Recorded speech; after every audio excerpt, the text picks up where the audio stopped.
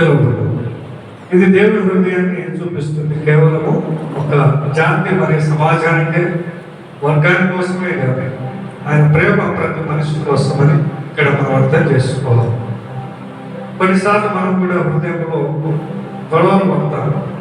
జాతి, భాష, మరి స్థాయి, సంపదని ఇతరులకు కూడా మనం చూపిస్తుంటాం ఇలాంటి భేదాలు. కానీ నీకు దేవుడికి నీ పట్ల అలాంటి జాతి భేదాలు కానీ, డబ్బు భేదాలు కానీ, భాష కానీ, స్థాయి కానీ, మరి కలర్ కానీ ఎలాంటి డిఫరెన్స్ అనేటువంటిది దేవుని యొక్క మరి కాదని అర్థమవుతుంది. ఎక్కడ మరి చూస్తే షండులు అనేటువంటిది మాట మనందరికీ తెలుసు. ఏంటి షండులు అంటే?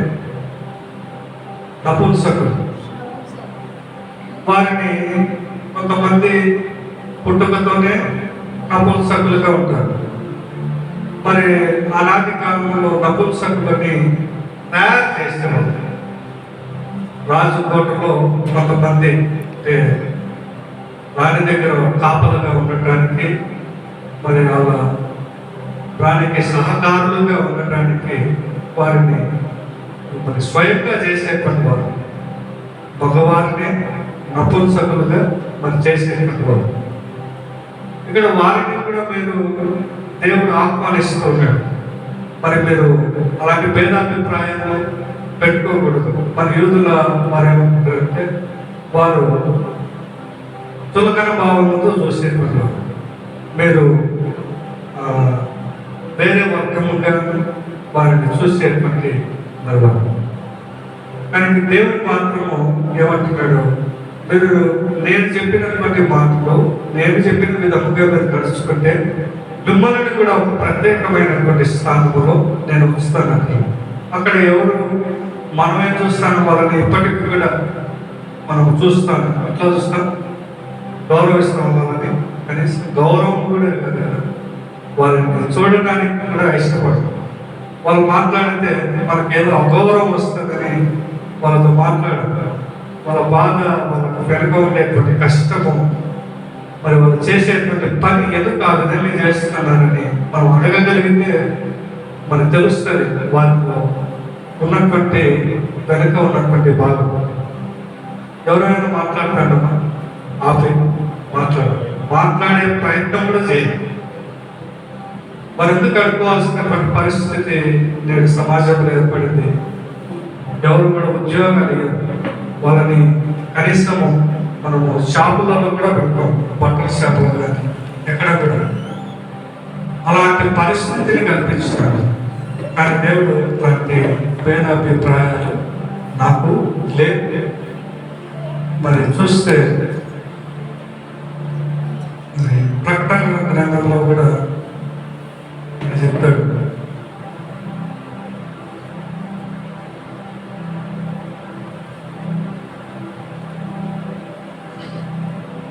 రెవల్యూషన్లో మరి 9 వచ్చినప్పటి 17 వచనాలు చూస్తాను. ఈ దర్శనాన్ని చూసి నీ జాతి అపోస్తారు.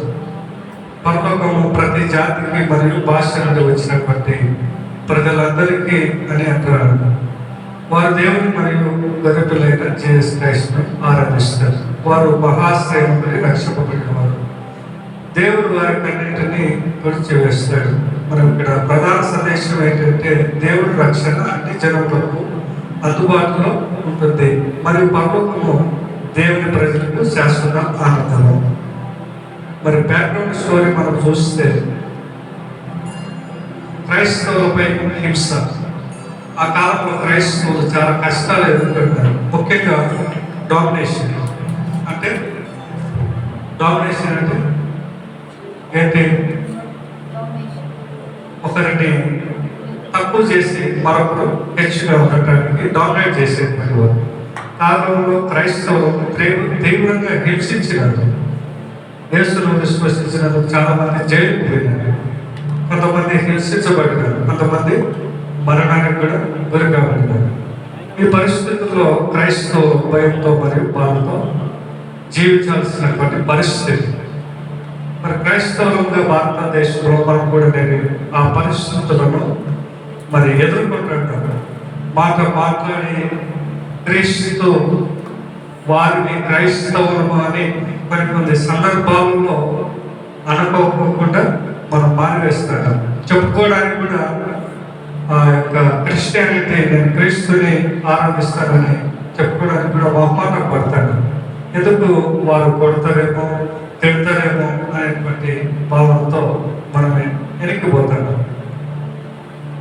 మరి రెండవదిగా మనం చూస్తే ప్రకటన గ్రంథం యొక్క ఉద్దేశం, ఈ కాలంలో దేవుడు యోహాను ద్వారా ఒక సందేశాన్ని ఇస్తున్నాడు. దేవుడు తన ప్రజలను మర్చిపోలేదు. చివరికి దేవుడు ప్రజలు విజయం పొందుతారు, పరలోకంలో వారు శాశ్వత ఆనందం ఉంటారు. ఇక్కడ ఏం రాయబడుతుంది? జెండర్ ఈక్వాలిటీ లేదు అడిగారు. మరి యూదులని, గ్రీకు దేశస్తులని, వాడని వీడని నాకు ఎలాంటి అభిప్రాయం లేదు. ఇక్కడ చూస్తే మరి పేతురు కాలంలో మరి ఎంతమంది బాప్తిస్మం పొందడానికి వస్తారు ఆయన మాటలు విని? ఎంతమంది? 3,000 మంది. వాళ్ళ యొక్క విశ్వాసము మరి వారికి ఏమొచ్చింది? పరిశుద్ధాత్మ దిగి వచ్చింది. వారిని ఎవరు ఆపగలుగుతారు? వాళ్ళు బాప్తిస్మం తీసుకోవాలని వాళ్ళు డిసైడ్ అయితే వాళ్ళని ఎవరు ఆపగలుగుతారు? దేవుడే వారి మీద పరిశుద్ధాత్మను కుమ్మరించాడు. ఇంకా వారిని ఆపే శక్తి ఎవరికి లేదు. భాషలు మాట్లాడుతున్నారు. అంటే మనం కూడా మరి విశ్వాసంలో మరి దేవుని పైన ఆధారపడితే మరి పరిశుద్ధాత్మ దిగి వస్తుంది. మనం ఆపగలిగే శక్తి ఎవరికి కూడా ఉండదు. మరి 3వ అధ్యాయం సందర్భం చూస్తే రెవల్యూషన్ ఆత్మ ప్రపంచంలో జరిగేటువంటి కష్టాలు, తీర్పులు మరి చెప్పబడతాయి. ఆ తర్వాత రెవల్యూషన్ అంటే 7వ అధ్యాయంలో ఆశ మరియు ధైర్యం ఇచ్చేటువంటి సందేశం. ఈ రెండు ముఖ్యమైనటువంటి దృశ్యాలుగా మనకు గొప్పగా కనపడతాయి. దేవుడు తన ప్రజలకు ముద్ర వేయటం, 1,44,000 మందిని ఆయన ముద్ర వేసి పరలోకం రాజ్యంలో వీరు ఒక సమూహముగా ఉంటారని తెలపడం మనం చూస్తాం. ప్రతి జాతి నుండి, ప్రతి గోత్రం నుండి, ప్రతి భాష నుండి ఇది దేవుని రక్షణ అందరికీ చూపిస్తారు. మరి మత్తయిలో అక్కడ ఒక స్త్రీని చూస్తాను కదా. ఏ స్త్రీ అంటే ఊరు నుండి వచ్చిన కానానీయ స్త్రీ. మరి ఆ కాలంలో యూదులు ఇతర జాతులను ప్రజలతో ఎక్కువ సంబంధాలు పెట్టడం. డెంటిస్ట్ వాళ్ళు మనతో సంబంధాలు పెట్టుకుంటారు. జ్ఞానం ఉంచాలి, ఎక్కడ వరకు ఉంచాలో అక్కడి వరకే పెడతారు. ఇక్కడ కూడా మనం చూస్తే యూదులు గొప్పవారని, దేవుని బిడలని వారు గొప్పగా వాళ్ళే అనుకుంటారు. మరి యేసు వారిని చూసి ఒక గుణపాఠం చెప్పాలి. అంటే మేము గొప్పవారం అని చెప్పుకుంటాం, కానీ ఏంటి గొప్పగా చెప్పుకోవాల్సినటువంటి పరిస్థితులు అని తెలియడం లేదు. కాబట్టి కానానీయ స్త్రీ యేసు దగ్గరికి రావడము అసాధారణమైనటువంటి విషయం.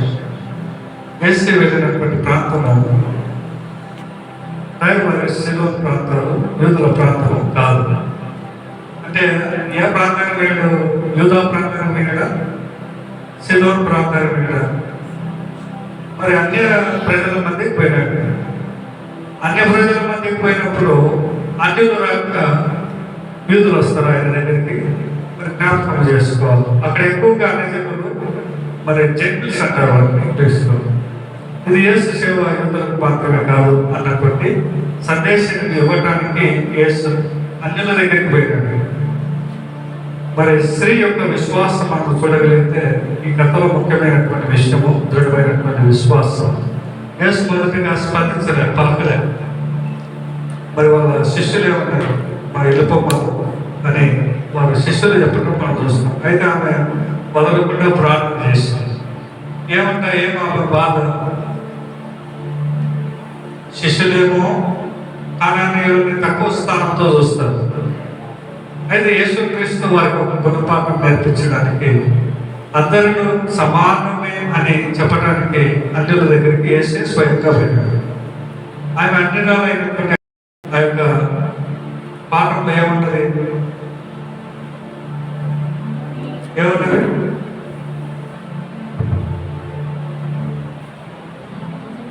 చూడండి.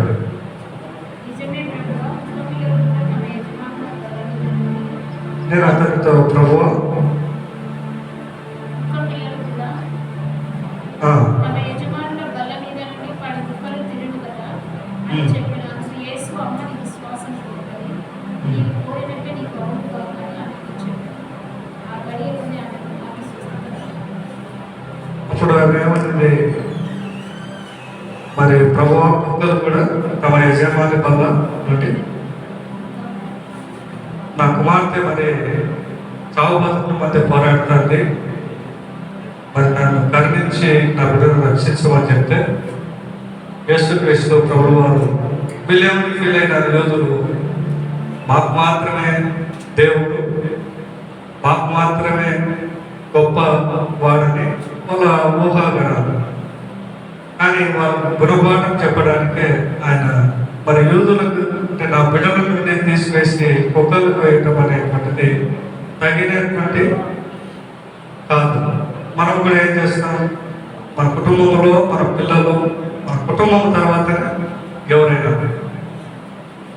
ఆ యేసుక్రీస్తు ప్రభు వారు కూడా చెప్తాంటే అవేమన్నది, అవును ప్రభు మరి నేను కుక్కనే, కానీ మరి యజమాని తిని మిగిల్చినటువంటి మరి తొక్కు ఉంటుంది కదా, అదైనా నాకు తినే అవకాశం అని. అంటే వాళ్ళు గొప్పగా మేము దేవుని వారమని చెప్పుకొని దేవునికి ఇష్టమైనటువంటి రీతులుగా విశ్వాసంలో నడవలేము. ఈమె అన్యురాలైనప్పటికీ దేవుని మీద విశ్వాసం వచ్చి ఆమె అడగటము మనం చూస్తాం. తగ్గింపు స్వభావం, ఆమెనే తగ్గించుకొని అవును ప్రభు అని కుక్కనే కాదు, అయితే నువ్వు ఇచ్చేటువంటి భిక్షం ఏదైతే ఉంటుందో, నువ్వు పెట్టేటువంటిది ఏదైతే ఉంటుందో అది నేను తిని తృప్తి పొందుతాను. నేను రక్షిస్తేనే, నువ్వు కర్ణిస్తేనే నా కుమార్తె బ్రతుకుతుందంటే నీ విశ్వాసమే నిన్ను రక్షించింది. నీ కుమార్తె ఆ మాట అనగానే ఆమెతో చెప్పకముందే అక్కడ కుమార్తె బ్రతకడము మనం చూస్తాం. అంటే ఇక్కడ ఒక్కరి జాతికే కాదు, అందరికీ దేవుడని మనం గ్రహించాలి. మరి యూదా వారిని రక్షించడానికి మరి అన్య వ్యక్తులను, అన్య రాజులను కూడా ఎన్నుకుంటాడు. మరి యెహోవా మందిరం కట్టడానికి ఎవరిని పిలిపిస్తాడు? సొలొమోను రాజు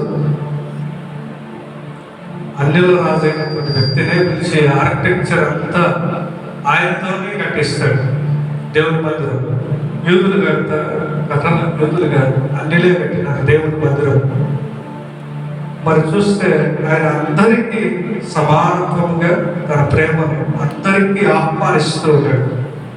మరి ఆయన చెప్తాడు, సమస్త జనులారా ఆయన మరి యూదా వారులారా, ఇశ్రాయేలు వారులారా అని పిలిచినాడా? కాదు కదా, అందరినీ సమస్తమైనటువంటి జనులారా నా ఎద్దకు రాండి, నేను మీకు విశ్రాంతిని కలిగజేస్తాను. అంటే అందరికీ ఆహ్వానిస్తూ ఉంటాడు. అక్కడ పాపలు కావచ్చు, ప్రేమించేవారు కావచ్చు, మరి అందరికీ ఆయన పిలుపునిస్తాడు. ఆయన ప్రాణం కూడా అందరి కోసమే అర్పించినాడు.